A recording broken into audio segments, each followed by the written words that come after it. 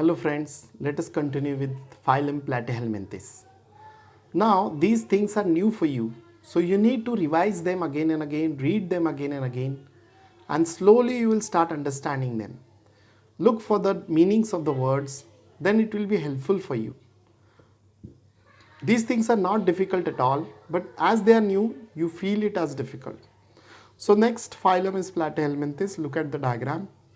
The key is to look at the diagram. By looking at the diagram, you can learn any three characters. Now in my class, what I do is, I give every phylum three characters. I tell the students to learn. Make a note of it. At least three characters you learn and look at the diagram. Draw the diagrams. Without drawing the diagram, you will not remember the characters of these groups. Okay. So the first is Platyhelminthes. Look at. So first is Platyhelminthes. So body of these animals are slender, flat like a leaf. They are also called as flatworms. So they can be endoparasites. Endoparasite means they live inside the body of another organism, derive nutrition from it. So they can be free living, aquatic, acoelomate, bilateral symmetrical, triploblastic. That means they have three germ layers. That is endoderm, ectoderm, mesoderm. These are hermaphrodite. Now what is hermaphrodite? Hermaphrodite means what? Male and female organs are present in the same organism. Same uh, reproductive systems are present on the same organism, on the same animal. For example, planaria, liver fluke, tapeworm, etc. So coral reef that is present in the ocean actually are colonies of specific cnidarians. Precious stone called as coral is obtained from it. Coral powder is also used in Ayurvedic treatment.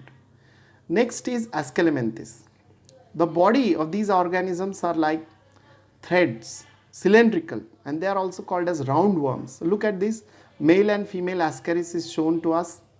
See the parts, you may be asked to label them. So they will give you the diagram and ask you to label it. So they are either free living or endoparasite. Again, they can live inside our body. Okay, these worms can live inside our body. They can live inside other animals' body also. So these are triploblastic, pseudocoelomate. Triploblastic, again three layers are there: endoderm, mesoderm, ectoderm. Then non-segmented body, tough cuticle. Cuticle is the outer layer like skin.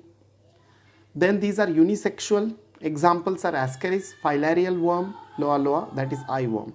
So these are endoparasite. They can be found inside the animal's body, other animal's body. Now it is said that infection of tapeworm in man. So this infectious worms can live in our intestine for many years, suck the nutrition to us. So if you are always feeling tired and all, and you have stomach ache frequently, you just visit the doctor, get yourself checked, because it is said that lakhs of people are infected by this, but they don't even come to know. Whole of their life they have these worms in their intestine which suck up the nutrition. Now these can be found in grazing animals also. So how to prevent them? First thing that for ourselves is washing our hands. Okay, whatever food that we eat.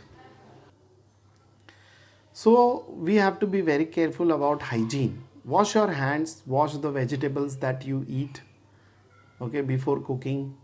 So this is important for us. They have also asked us about the infections of Ascaris, filarial worms and plants nematode occurring, and what are the preventive measures and treatment. So find out about this. This may be asked in exam for 1 or 2 marks. Next is Annelida. So body of these animals are long, cylindrical, metamerically segmented. So they have many lines on their body. Okay, many lines on their body. These may be free living or marine, freshwater dwellers. Marine means in seawater. Remember this. Triploblastic, bilaterally symmetrical, eucoelomate. They have setae or parapodia, which are used for locomotion, for moving from one place to another. So remember that locomotory organs that are used for moving, they are called as setae, parapodia. Body is covered with special cuticle. Now look at them very carefully. Body is having lines on them, that is segments, covered with special cuticle. Cuticle is the outer layer like skin. They are either hermaphrodite or unisexual.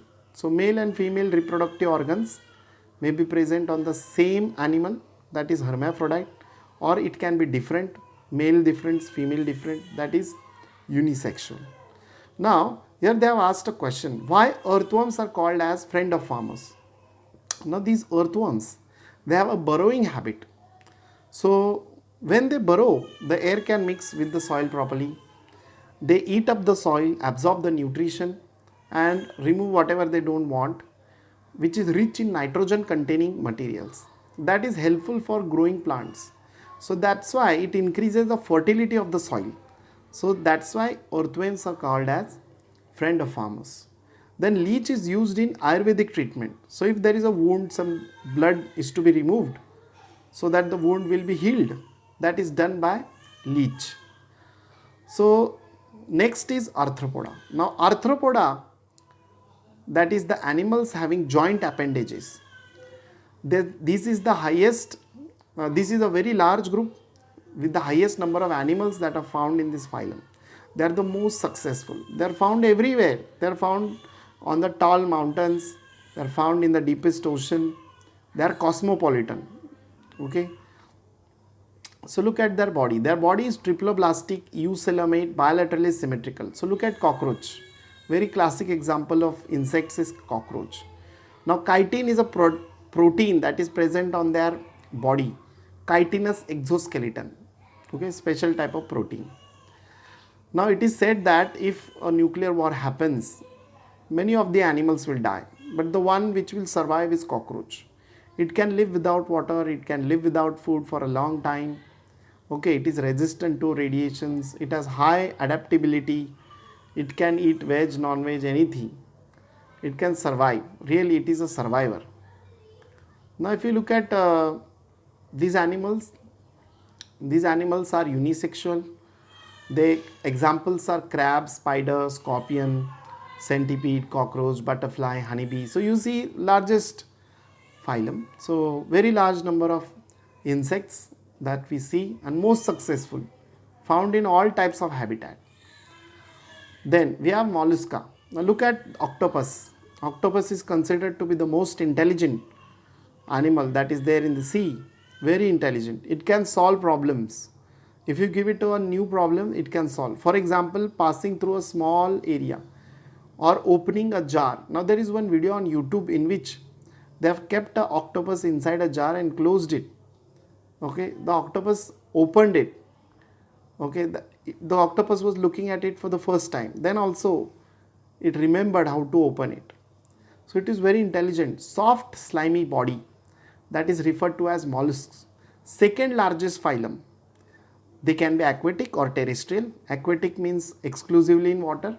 Terrestrial means they can live on land. Some are freshwater dwellers, some are marine. So some are freshwater dwellers, some are marine. Body is triploblastic, eucoelomate, non-segmented soft body. Except animals like snail, body show bilateral symmetry. So there are three divisions of the body like head, foot and visceral mass. Visceral mass is covered with mantle. This mantle secretes hard calcareous shells and they may be external or internal or even absent in some cases. So these animals are unisexual. Bivalve snail are examples. Octopus, as I told you, is a very clever animal. It can perform different type of motion like swimming, creeping, walking. Pearl oyster, they have told us to find out more about pearl oyster. You might be knowing about this, pearls. Pearls are very precious and they are artificially also prepared. Last year you had this pearl culture. So gather more information about it. Next is echinodermata. So echinoderms are the animals having calcareous spines on their body. Calcareous, calcium carbonate, CaCO3, spines are there. Look at the picture. Starfish, sea cucumber, sea urchin. Now to remember the characters, look at the animals. It will be easier for you to remember. Remember any three characters of this. Excuse me. These are found in ocean only. Triploblastic, eucoelomate, radially symmetrical, show bilateral symmetry at larval stage. So at initial stage they have bilateral symmetry. Afterwards, it becomes radial symmetry. They can move with the help of tube feet. Some of them are sedentary, they don't move. And tube feet are also helpful for them to catch the prey. They have skeleton made up of calcareous spines. Ability of regeneration, they can regenerate very quickly. Example, starfish, sea urchin, brittle star, sea cucumber, etc. Another phylum is Hemichordata. So body can be divided into three parts: proboscis, collar and trunk. Notochord is present in proboscis region only. Hence these are called as hemichordates.